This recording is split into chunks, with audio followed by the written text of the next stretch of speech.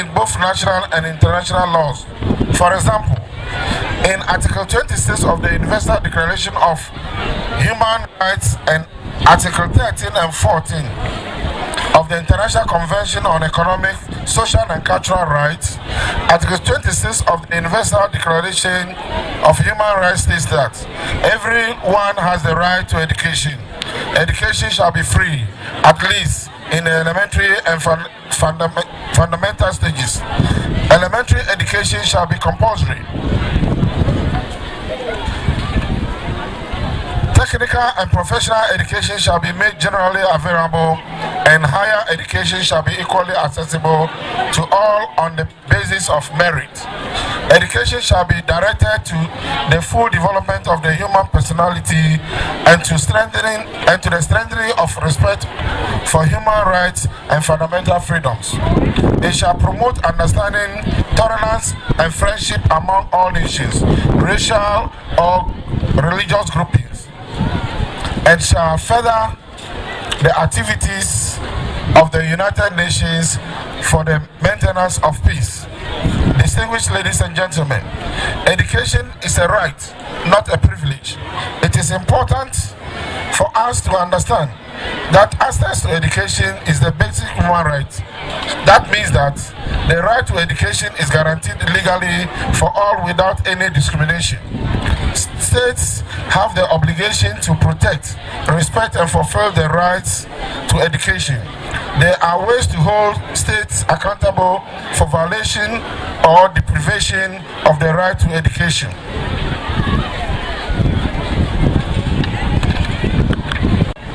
In ensuring that all citizens recognize that there should be no room for complacency in tackling the sustainable development goals, especially Goal 4, related to education, which states ensure inclusive and equitable education and promote lifelong learning opportunities for all.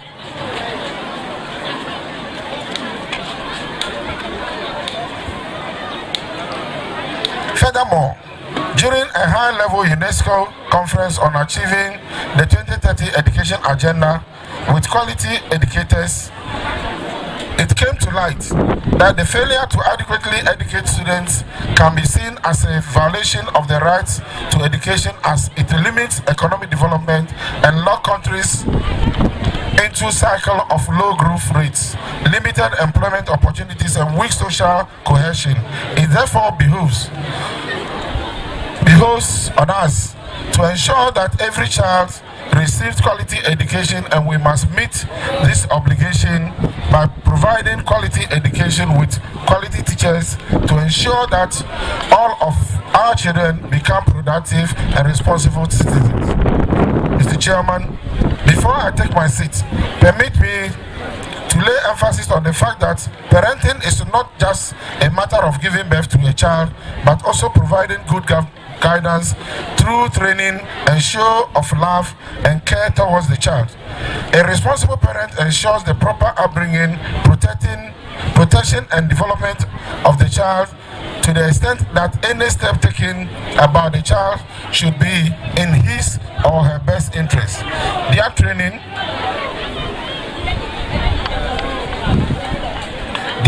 and development should also be geared towards making them responsible.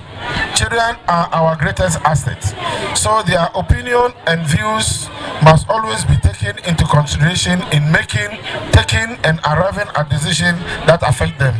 We should be able to always bring them closer to us, to be able to communicate freely, express themselves freely, share with them their interests, inner feeling and needs, and share their problems together.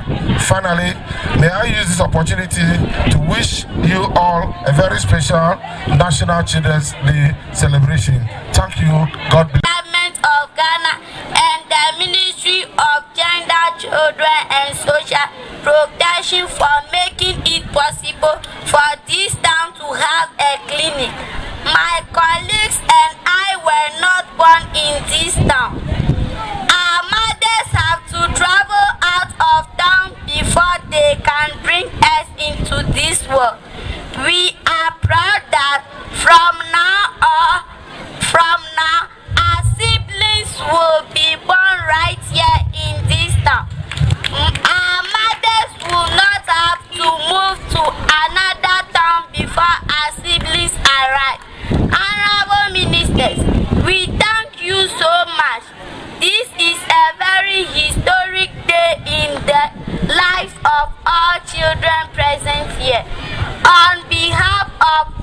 children. I would like to use the opportunity to have like Oliver Twist and make a humble request to the government for some of the things that we have always dreamed of for this town. Though we have so many requests, we would like to be generous and ask for one that is very pertinent. It is about having a senior high school in this town. There are children here who would love to attend senior high school close to our other family members, and we would be glad if one can be built for us. We would also like to use this opportunity to make a very special appeal to our parents and other family members. It grieves our hearts so much when we see other children who do not attend school. Those of us in school know how beneficial it is for us. We have tasted education and we know that any child who is deprived of it has an uncertain future. We would therefore like to appeal to every family to enroll all children of school-going age in school camp this September, which is less than a month away from now. The world is moving at a rate where anyone without formal education will have very little or no privilege. I would like to conclude by saying a big thank you to the Honorable Minister for Gender, Children and Social Protection, the Volta Regional Minister and the Chief Executive of Central Town for this special day. This is a historic day that will forever remain in our memories. Thank you.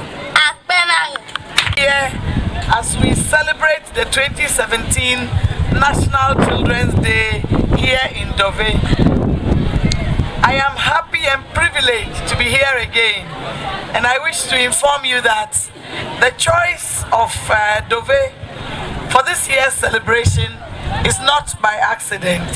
Indeed, our choice of the location is to demonstrate our appreciation building of a maternity clinic near their village to realign tradition and culture to meet the welfare and health needs of the good people of Dove, Ghana 60 years on. Ghana says, Akpe, Akpe, Akpe, Kaka, Ka. And I'd like us to give the chiefs and elders a big clap.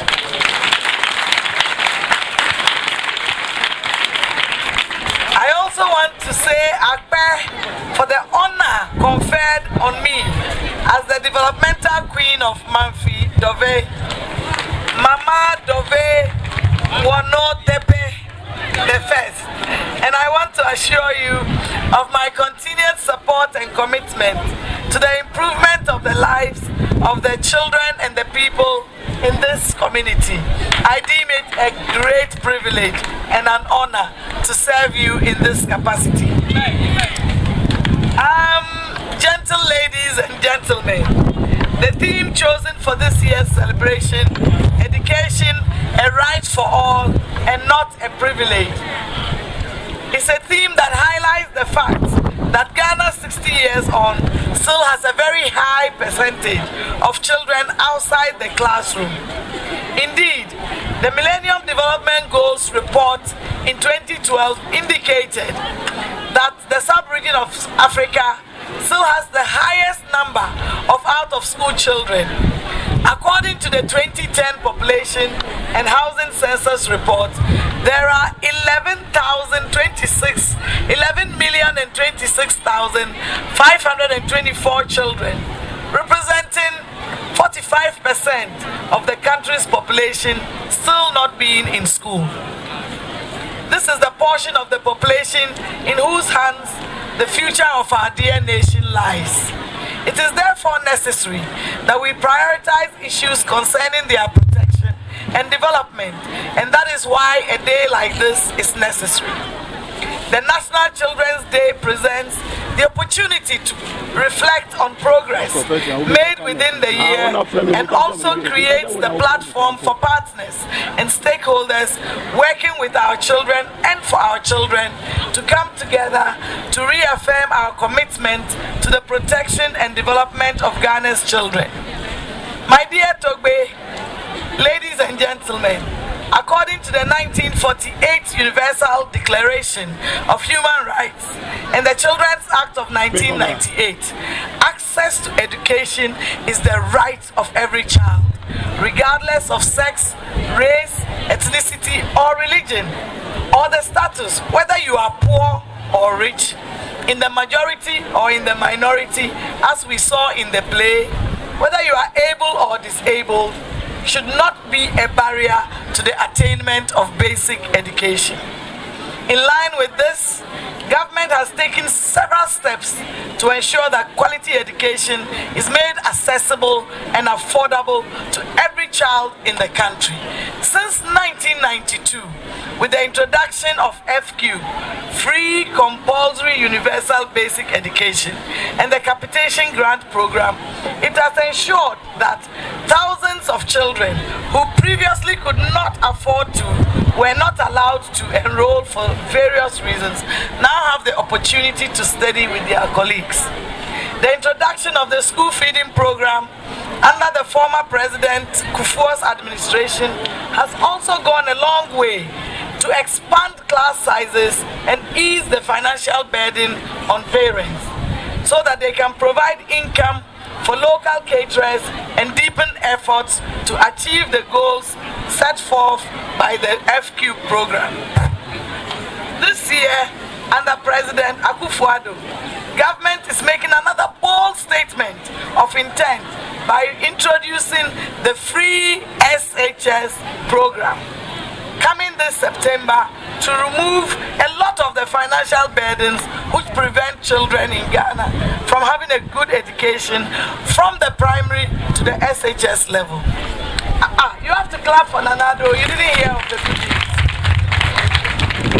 As a government, we believe that education is the key to lift our country out of poverty and into sustainable development, which is why we are actively seeking new ways to strengthen the educational system in the country. This year's celebration of the National Children's Day seeks to highlight the need for education to be made accessible to all children, especially vulnerable and poor or children with special needs. Although in Ghana, the rights of children with disabilities to access quality education is recognized, the situation on the ground shows that children with disabilities are most of the time not able to access education. They are rejected or discriminated against. It is true that some special schools in the country provide education for these children, but it is a very small number and with considerably less resources than the standard schools, and this must be corrected.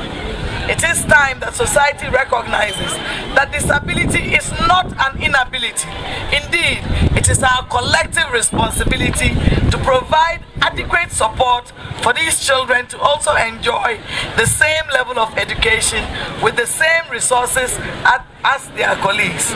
Please, in Ghana, 60 years on, no child should be discriminated against.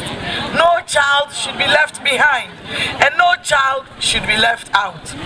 Ladies and gentlemen, as a measure to close the gap and better address the current situation so that all children, including those with special needs, those from poor homes, can obtain greater benefits from education in the near future. And so we must prioritize early childhood care and development in our schools. The early childhood care and development is a timely intervention for the holistic development of young children from birth to age 8. It strengthens and complements strategies for ensuring the survival, growth, and development of children and provides opportunity for investing in the health, nutrition, and early stimulation of children. All parents, carers, and civil society organizations, traditional rulers, and government institutions to give every child a chance to achieve their fullest potential. At the play, we saw how the poor parents were struggling until a philanthropist came to help. We've also been told that in the schools,